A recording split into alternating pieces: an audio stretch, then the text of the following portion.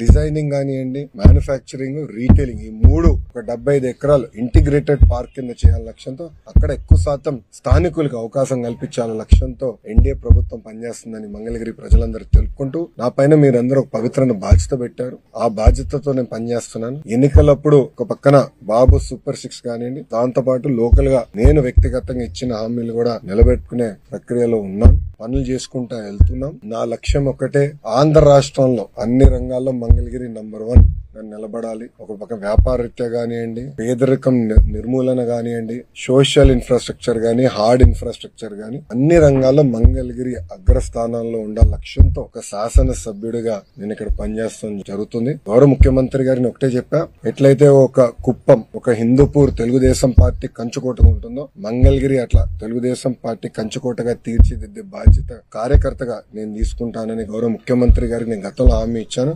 ఆ దిశగా అహర్నిశలు నేను కష్టపడి మంగళగిరి ప్రజలు కలుస్తున్నా, వాళ్ళకున్న సమస్యలు పరిష్కరిస్తున్నా. ముందు ఇంకా ఎక్కువ పనులు కూడా చేస్తాం.